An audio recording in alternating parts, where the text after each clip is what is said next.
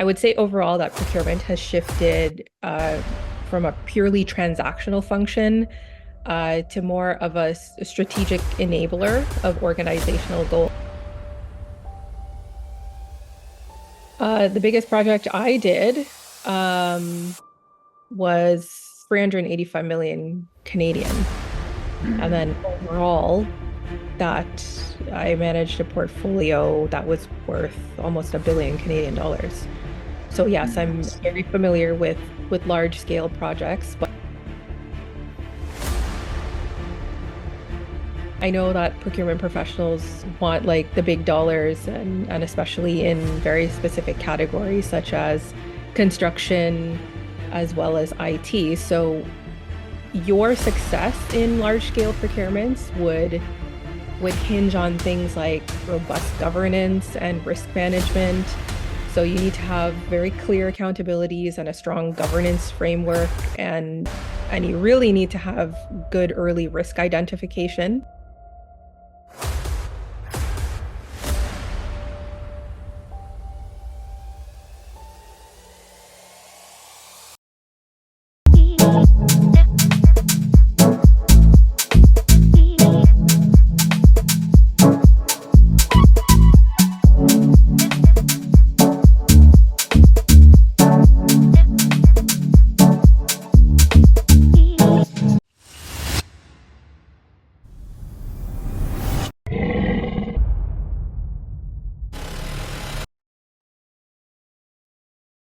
Hello, everyone. Welcome to Youth Mentor Services episode again. Thank you so much for being here. We're about to drop some gems on procurement today, and we have an international guest again, whom we're very grateful to have for just to pour in and give out our knowledge. This is information that is going to live 50 years from now, and anyone who is in procurement and even the public sector, they're going to learn a lot from this. And I hope you'll be in to enjoy and use all the information, take notes, because they say the ones who write notes are the ones who make the most money. So ensure you write enough notes. And before we start, I want to introduce our partners we work with, Brand or more. They deal with plant-based coconut yogurt made in Watamu. For those who are lactose intolerant, this is your plug actually to go and get the yogurt. For those who don't consume dairy, we got a solution for you from Rico Amor. Also, our brand partner called Allo.co. They deal with women fashion. Actually, for these ladies who love luxury brands, this is your way to go. And also, we have a school in Kenya called Rufina School that we support with donations and charity for the children living in the slum areas. So we're gonna put a picture so that you guys, for those who love giving, should go and support this school because we believe giving is receiving. Now to the exciting part, the part that I've been waiting for, you've been waiting for, is here. Welcome to Youth Mentors and VCs, Leana. Hope you're good today and good to go and to pour yourself to us today. Thank you so much for having me. Yeah, how is it today in Canada? It's cold. We're Mm. going through a bit of a cold snap. It's very typical for February to dip down in the like the low teens and the Mhm. 20s, and we're digging out from a snowstorm we had. Two of them actually had pretty much back to back. So, the typical Canadian winter. Amazing, amazing. I hope it's not gonna affect your energy. I hope your energy will still remain intact, right? Definitely, I'm excited to be here. Amazing. So, what can people expect today from you? The gems. The gems are guaranteed. This one is we are guaranteed. But what else besides the gems? I hopefully get to know a little bit about me and my style of working and how my career experiences have shaped my perspective and to get a sense of where I think the industry is heading over the next number of years. We're in some challenging times, but they're also exciting ones as well. Mm, I'm excited. I'm excited. So maybe you can give us, you have many titles, and I don't want to discredit, miss some. Maybe now you can just give us a proper introduction of yourself and tell us what you do and what you love as well. Well, I'm Leana Maharaj. I'm the principal consultant for my own consultancy, and the majority of what I focus on is procurement, and I especially specialize in the public sector. I worked in the public sector for quite a number of years, more than 18 years actually, and then I decided to uh, branch out full time and go into consulting. And funny enough, I left the public sector to enter into private, only to consult for the public sector. So it's like a full circle moment, and I definitely am seeing things from the other side of the coin, but it's been pretty exciting. As Mm, for what I love to do on a more personal level, I'm a back home type of girl. I was born in Trinidad and Tobago, and it's one of my greatest loves. I love to be home, love to be on the beach. Um, but obviously a little bit tough to do that right now. mm. Yeah. So do you prefer Trinidad? I know people say East or West home is best, but do you prefer Trinidad, Canada, or any other country besides those two? No, I'd say my heart is home in Trinidad and Mm, Tobago. It's the one place that I would always want to be in. So we'll see what the future brings, and definitely looking for opportunities to spend some more time back home. is it because of the cannibals?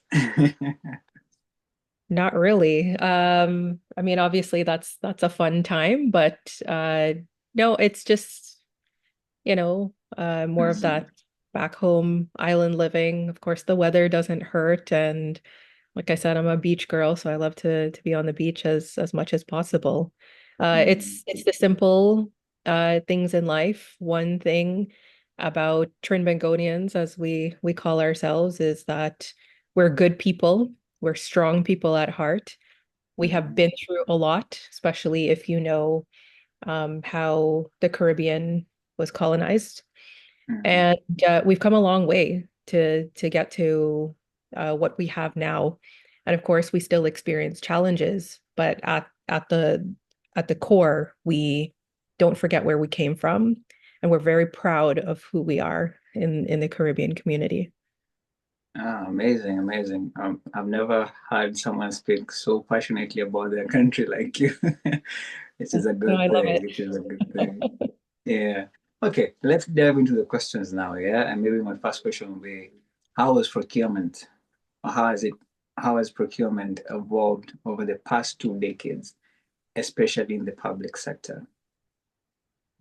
That's a huge question. It's a great question. Mm, And the thing is, like, there's been so many changes with respect to procurement's evolution over the past 2 decades.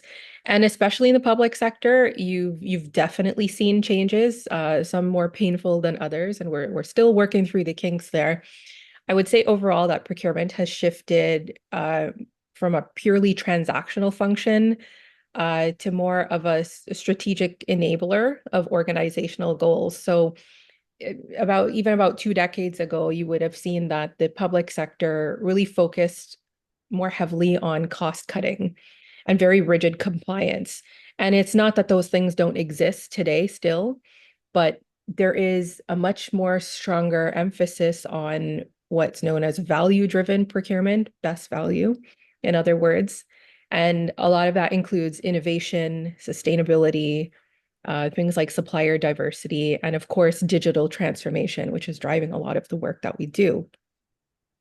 And mm, another thing that you would see is that governments are moving really more towards outcome-based procurement, And what that means is that we're looking to award contracts based on the overall value that a supplier would bring to the table, as opposed to just the lowest price.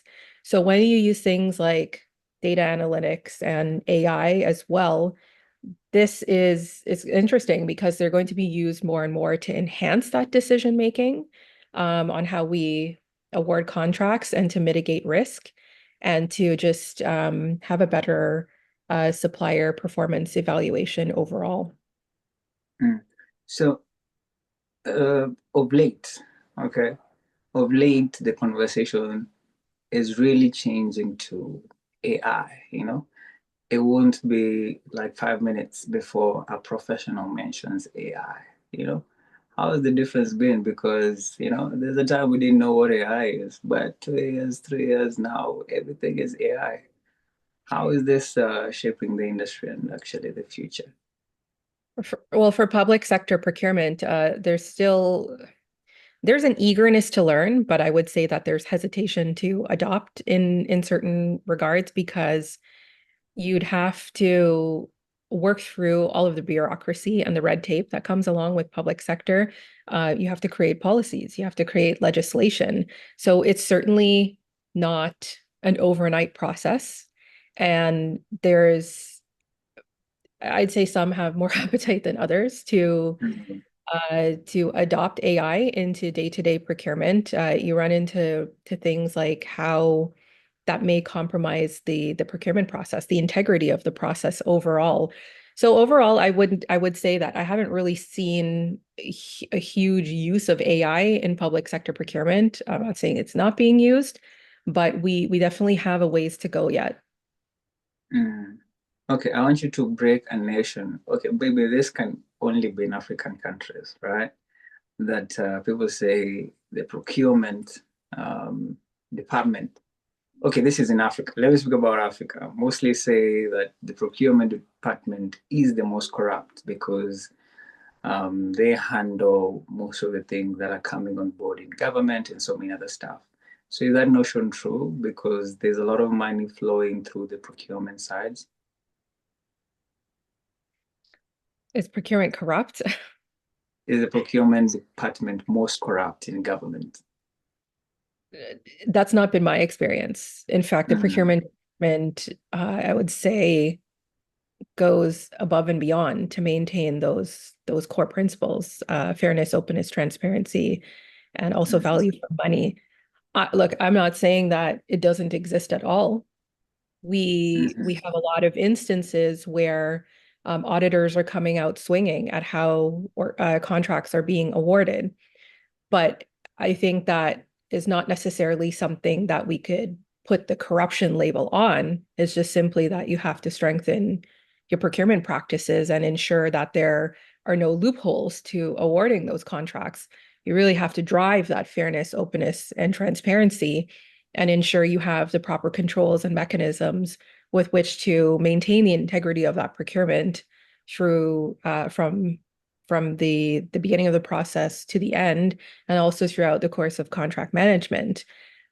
So, but look, I think that this can apply to any industry really, but it is very easy. It's almost a little too easy to just simply point the finger at procurement and to your Mm-hmm. point, say like you control the purse, so to speak. So you have a lot more control over the process. That's actually not true. Okay.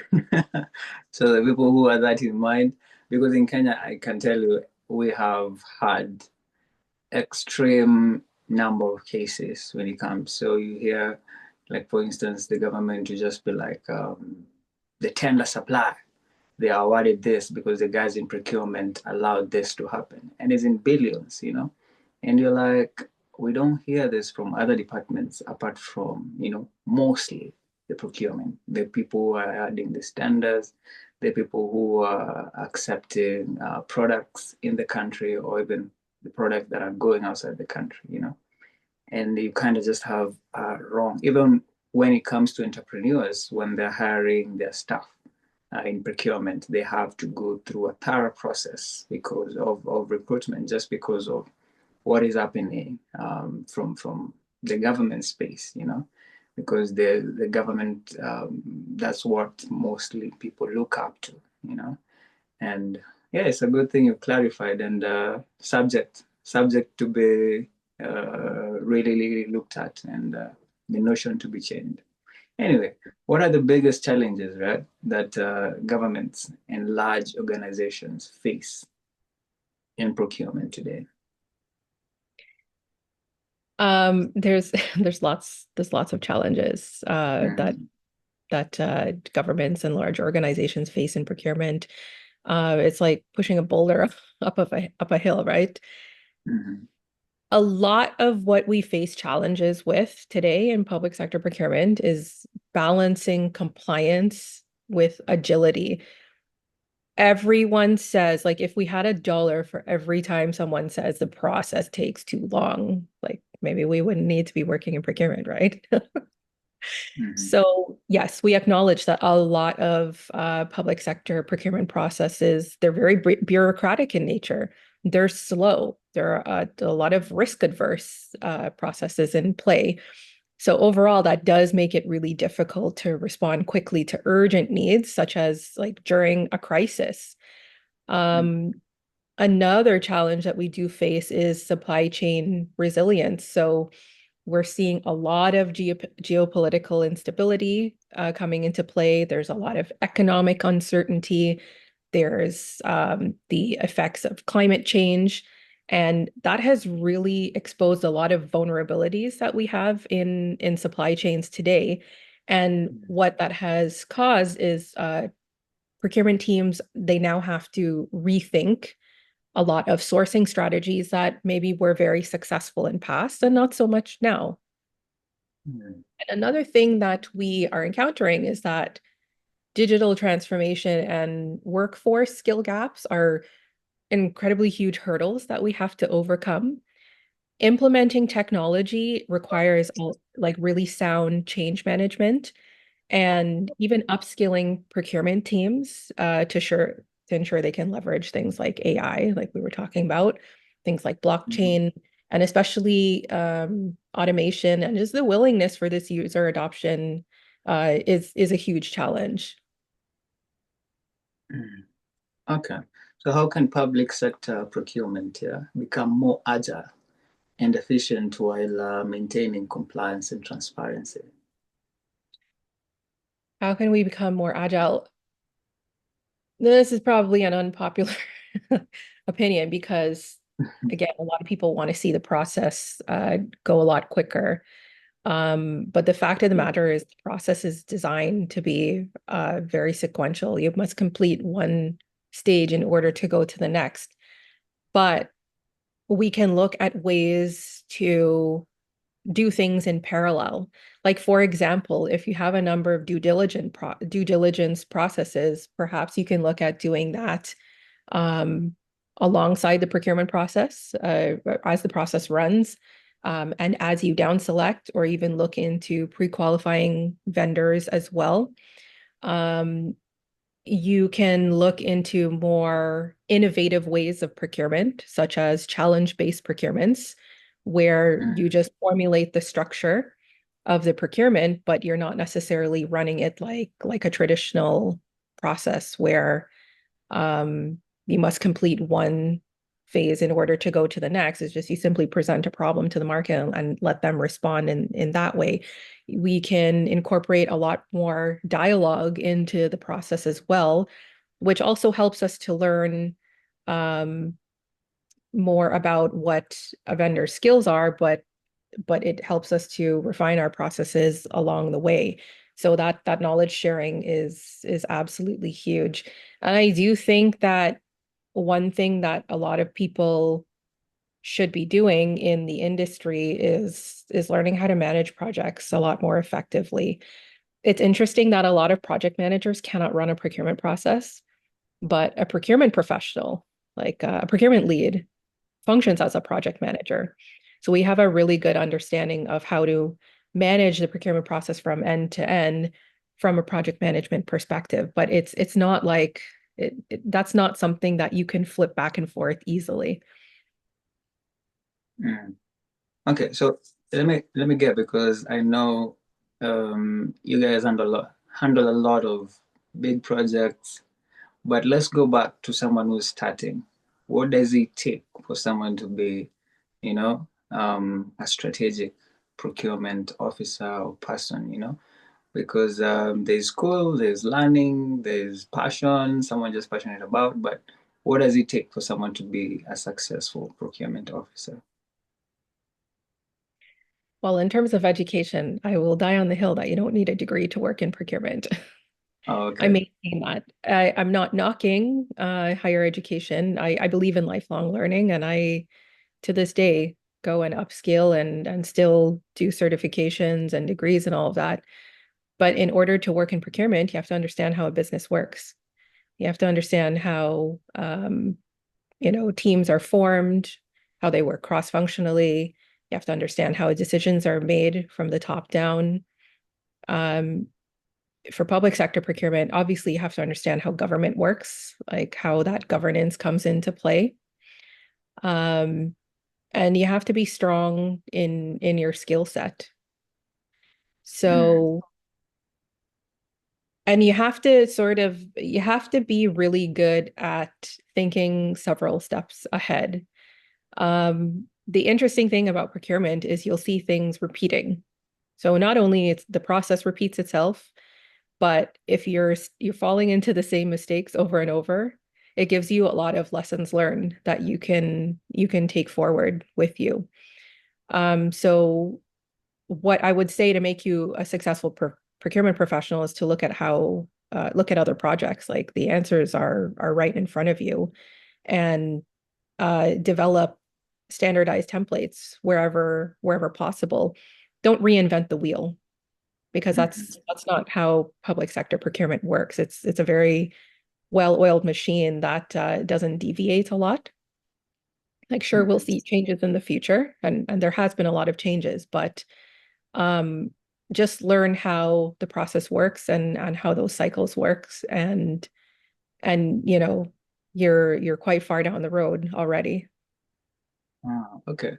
So many organizations struggle with digital transformation in procurement. What are the key steps to successfully integrating technology? Um, you have to have really good user adoption and change management strategies in order to do that. So, um, a lot of it is a shift in mindset, right? So you have to be willing to take on the technology, but also to understand what you're using it for, basically. You can't use technology that is not going to be useful for what you're doing.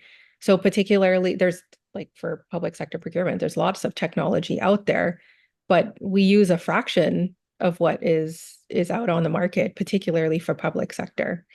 So I would say um, be realistic with what your needs are. And you also have to have a good team in your organization that knows this technology well. So train the trainer, you have to have really good knowledge transfer available. And we do need to do a better job of communicating with the vendor community exactly what our needs are as well in order for them to help us. Mm, okay, okay. So what strategies can procurement professionals, use to manage multi-billion dollar projects effectively? And also maybe you can mention, I don't know, maybe you can build figures. What's the most biggest project you've handled in your life? Yo, this was really huge. The biggest project I did um, was 385 million Canadian. And Mm, then overall, that I managed a portfolio that was worth almost a billion Canadian dollars. So yes, mm, I'm very familiar with large scale projects, but I want to say though that the learning is not always in the large scale projects, it's in the small ones as well. That's mm, when you can really get tripped up. But I know that procurement professionals want like the big dollars and especially in very specific categories such as construction, as well as IT. So your success in large scale procurements would hinge on things like robust governance and risk management. So you need to have very clear accountabilities and a strong governance framework, and you really need to have good early risk identification. Um, you need to have really good stakeholder alignment. So to do that, you have to ensure that procurement, your finance, legal, and all of your teams that are involved collaborate early in order to prevent delays. Mm, And another thing that would really be an asset to you, because we were talking about agile before, is you mm, need to have really good agile contracting approaches. So if you use phase contracting, for example, instead of locking into like a lot of rigid long-term deals, that is going to be to your benefit. And in fact, like a lot of public sector organizations put a cap on the length of the term in order for us to avoid being stuck or having like the optics not looking too right about being locked into a vendor for long term. And also with the changing market, you need to be able to have your contracts adapt to that as well while remaining in scope. And another thing that you would need for large scale procurements is really good supplier relationship management. So you need to have really good engagement with vendors and treat them as partners rather than just service providers to improve all of your project outcomes. So this is what I was talking about before when you do things such as competitive dialogue or like challenge-based procurement. You really engage the vendor community um, to talk about like what the trends are out there and what are the best approaches in order to be able to price appropriately and things like that. And another thing that would be really beneficial for your large scale procurements is are things like technology integration. So as AI comes into to play more and more, you can use that for predictive analytics, for example. Um, so yeah, those are some of the things that you should be keeping in mind for any large scale procurement. mm. So maybe you can also, because you mentioned about risks, what are the biggest risks you think procurement officers face or even might face, and what is the best way to avoid and even handle or have solutions to those challenges? A lot of risks uh, that we face are market response, ensuring the market is aware that there's an opportunity out there to bid on. So we can't be seen as going out to the market and favoring one vendor or another. So we face challenges on how best to cast that net wide um, in order to give everybody a fair chance in order to bid on projects and participate in them. Um, and again, challenges that we face are ensuring that nobody gets a competitive advantage over another. So we have to constantly ensure that the playing field is very level and that we can't be seen as biased. So one way that we have to constantly be mindful of that is to ensure that requirements that are built into any RFX are loose enough so that any vendor who could be qualified to bid on that is able to bid. We can't be in the practice of requiring a lot of things as being mandatory in a procurement. So the challenges is to really drill down to see what is absolutely critical for the purposes of that contract and to deliver the services or products as intended. Um, but also striking that balance where we're not like favoring one vendor over another. Mm. Yeah, because I, I was even going to ask, there's a lot of favorism when it comes to procurement, right? At times even nepotism, right? Sorry, was that you said there's a lot of favoritism? Yeah. Like people want to give projects to their friends or supply businesses to their friends or even family. That happens a lot, right? I mean, I'm not saying it doesn't exist, but those are Mhm. very morally corrupt people to begin with. Um, no, in my experience, and again, I've worked in government for a long time, I have not seen instances where favoritism has been used in order to award a contract. That is simply just that's knocking on procurement in a very unfair manner. It Mm, has been contracts have been awarded in my experience with very in-depth analysis. The process has been followed to a T, and we mm, incorporate checks and balances along the way in order to award. One thing that people have to remember is that procurement doesn't make the decision to award a contract. We make the recommendation to award um, based on the outcome of the evaluation process. It is the line of business that awards a contract because procurement does not have the financial authority to bind an organization. We don't have those funds. It's the business areas that commits those funds.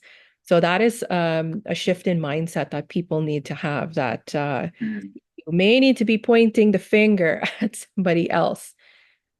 Again, it's not that it doesn't happen and everybody has a responsibility in the process, but we may need to be looking further than just simply procurement on how things are awarded.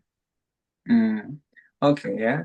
So let's speak about sourcing, supply chains, and vendor management, right? So, what are the most effective ways to build strong relationships with suppliers while ensuring fair competition? Now, to do that, to build trust with your suppliers, it requires a really balanced approach to doing things. You need to have really transparent communication. Like that is so critical to the process. You must set very clear expectations and have open dialogue in order to reduce misunderstandings. But you also need to have a very structured process in order to do that as well.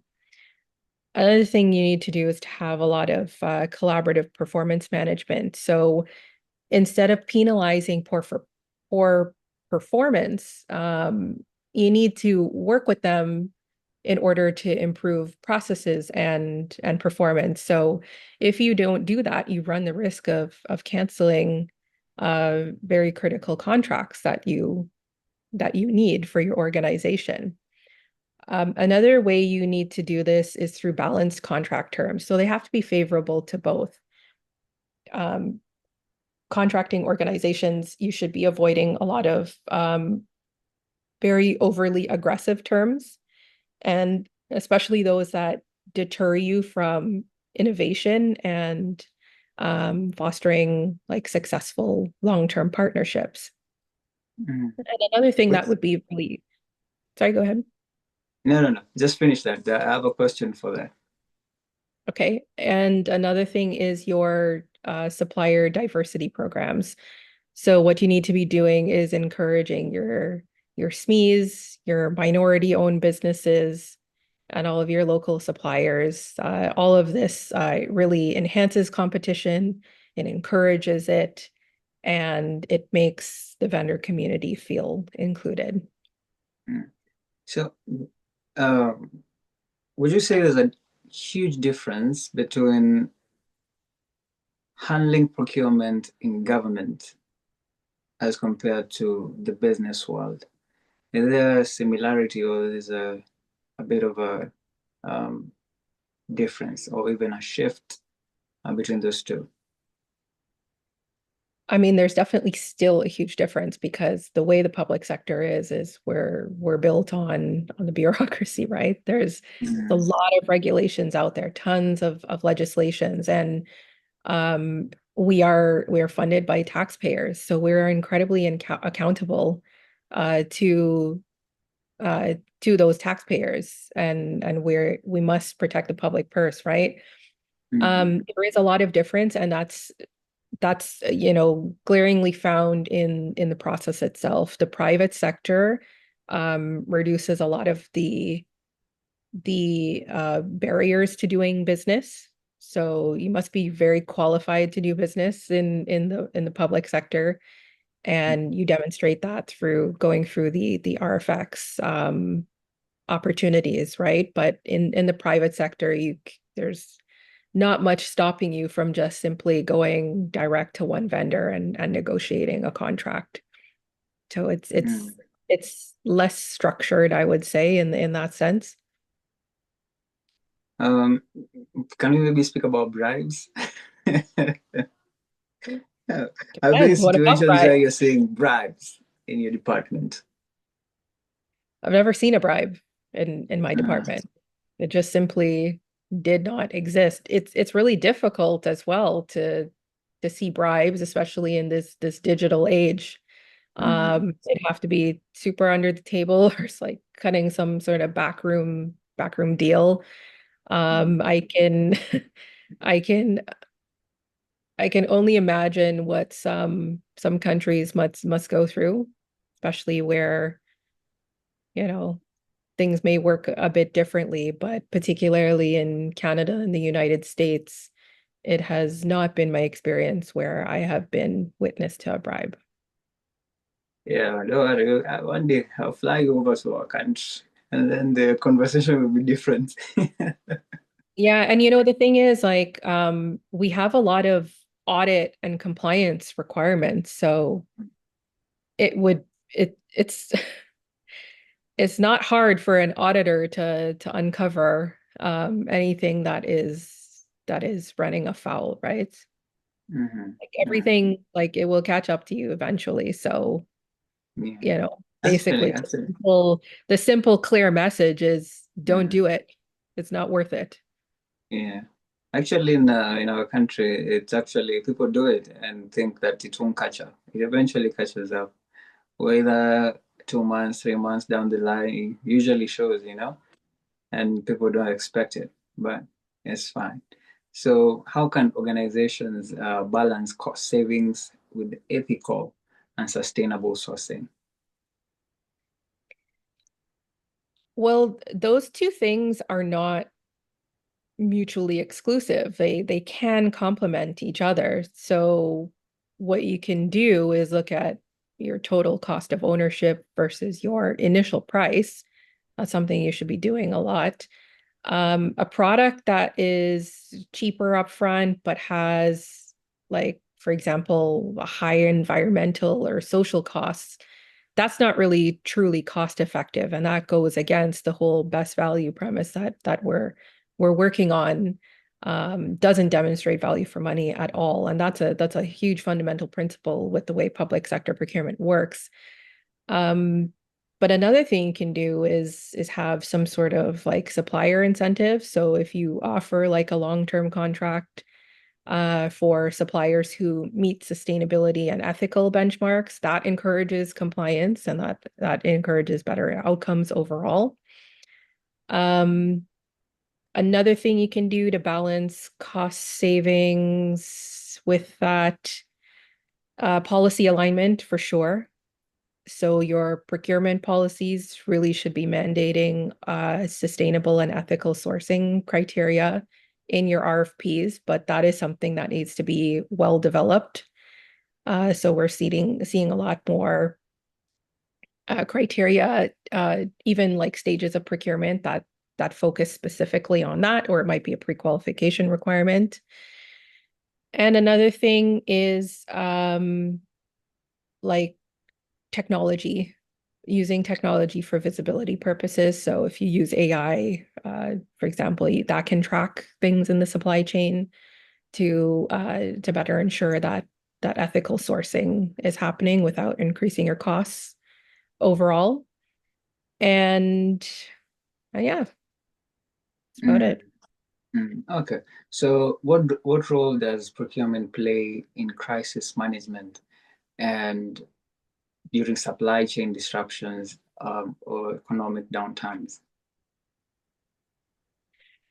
Well, I mean, did we not see that during the pandemic? Your procurement COVID. team are your very first line of defense in a supply chain crisis. So some of the things that a procurement team should do for crisis management is to have a lot of supplier diversification. So if you avoid relying on a single or like a small pool of suppliers, um, or even like a country for critical goods, like that is huge. You're seeing that a lot right now with the whole tariff situation, and people are looking at different countries to source from because maybe the relationship has soured. Mm, Uh, mm, Another thing is through like nearshoring and reshoring. So if you move your production closer to where you have your demand, your higher demand, that should reduce your risks. And another thing is through like having really good emergency sourcing plans. So if you have pre-qualified suppliers, you can easily call upon them and do more simplified procurement during emergencies. Like that is, I want to be clear though, it's not you sidestepping the process, that you must still follow the process. And there are processes for emergency procurement. For emergency procurements, there's very strict criteria, but you can still procure quickly during an emergency if you meet that criteria. mm.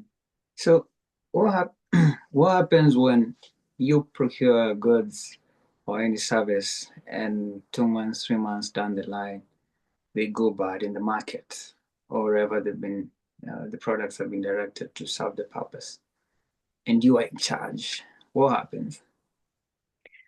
What would be an example of the product or service going bad, or are For, you just ins- implying for the instance, just the COVID products, the vaccines, you know, you procure them, you accept them in the country, and after a while, people complain that, hey, this product is actually bad for the market. meaning that it poses an additional public health risk, or the Yes, vaccines were yes, expired and yes, not. yes. Well, I mean, if you did what you're supposed to do, you should have addressed that in your contract. So there are mechanisms for that should be in play where a supplier should be providing you product or services that meets those minimum specifications that you had in your original procurement. They're responsible for providing you quality products and services, and your contract should be addressing um, ways that you can um, have them make good on that commitment, right? So whether it's through financial penalties or termination provisions, you should have those things available to you, but you obviously you have to have it in your contract. But you should also be applying like things like uh, key performance indicators and like benchmarking, et cetera, to as a measure to determine if in fact something is or has gone bad, as you say. Mm, okay. So for SMEs looking to win public sector contracts, what are the key things that they need to understand about procurement process? Yeah, I actually just had this conversation up to last night. There's lots of things that you need to focus on. You really need to understand what eligibility criteria is. Um, Governments, they have set asides for small businesses, but you really need to be meeting your specific compliance requirements. So a lot of people really underestimate what it takes to do business with the public sector.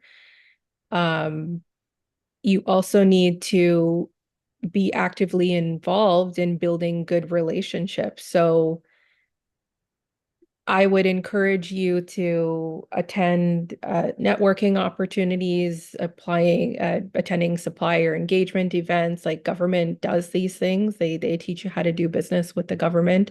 So that is to your advantage. Like take advantage of those things before you jump in and try and bid on a contract, just so you can better understand the expectations that are involved. Mm. And another thing you can do is if the procurement allows for it, you can bid through a consortium. So if you want to partner with other SMEs to meet contracting requirements, that can also increase your chances of winning. The public sector is, there's lots of companies, and those companies, based on the size and complexity and scope, you can't do everything on your own. So they have tons of subcontractors, or they partner with others who are strong in one area and maybe you're strong in another area, and you can come together to provide a really valuable service or supply products to the public sector. And another thing you really need to be aware of is that you have to be ready from a digital standpoint, and because a lot of tenders now are now electronic and the process is being run fully electronic. Even if you have to attend like a vendor interview, for example, those are usually being done remotely. So you need to understand how those e-tendering systems work, and how to advance through the process from a remote standpoint. So what I would say overall is that like the public sector procurement, it can seem very complex. There's certainly nuances, etc.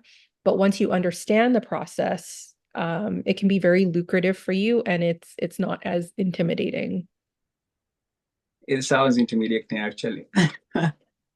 Anytime you see someone mention, just like, woo, this is someone born from a different planet, because it sounds like a very complex position to be in, or department to work in.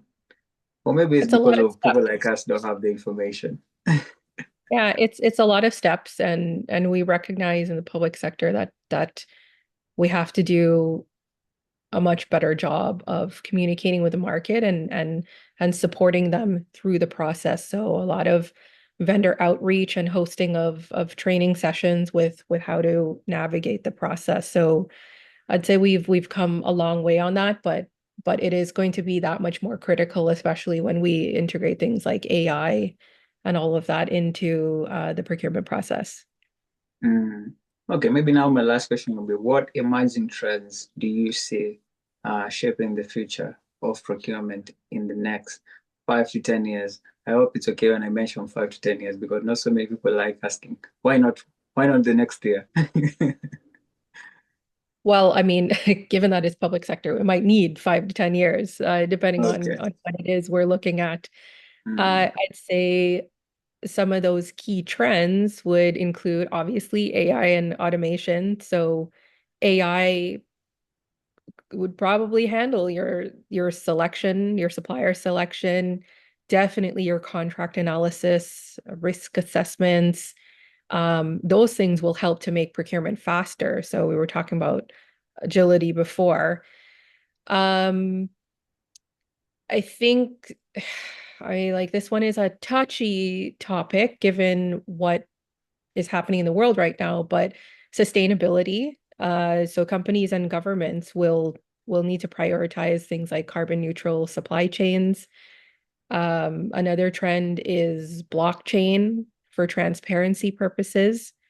So smart contracts, so to speak, and any kind of blockchain enabled sourcing will definitely enhance trust, reduce fraud, and hopefully you wouldn't have so many of the concerns that you've mentioned today with respect to bribes and favoritism, Mm. and very particularly procurement as a strategic function.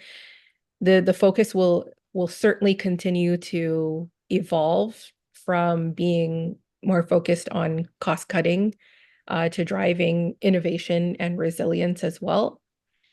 And I would say that there's a lot of geopolitical risk management happening. So, for example, supply chains probably going to be a lot less dependent on China and Mm, looking more so towards like your more regional hubs and doing a lot more nearshoring in order to meet their needs. And what I would say as well is just like the procurement landscape is it is changing. Some of it's changing faster than others. And any professional who is willing to adapt to any of these new technologies, any of the goals, and really um, focus on good risk strategies, you're good to go. You'll be ahead of the game and you'll be a lot better prepared to respond to those emerging trends. mm. Wow. Too much gems. I think this is an episode that someone needs to watch it once, twice, thrice so that you get it. Because if you listen to it once, you might miss a lot, you know? Thank you so much. Those are powerful gems. Or maybe where can people find you, you know, for your consulting services? Yeah, even maybe social media. Um, all my social media handles are at Leana Maharaj, so LeanaMaharaj. So you can find me on LinkedIn and YouTube, and you can also get me at my website, so www.leanamaharaj.com. I'm incredibly responsive, so please don't hesitate to reach out. I love connecting with people. I get a lot of young professionals in my DMs asking for career related advice, and I'm more than happy to get it and just to give it to you and just to knowledge share it because listen, procurement will only be successful if we take a collaborative approach. It is not something that you can do on your own. It may seem like a lonely road sometimes, and I'm speaking specifically to procurement teams by saying this. Like we oftentimes have the fingers pointed at us, but it is not that. It is a collaborative thing that we do. We provide incredible value to organizations. We know this, and I'm confident that we're going to be able to demonstrate that very clearly to organizations as time goes on. So if you're interested in having those conversations with me, feel free to reach out. Mm, I don't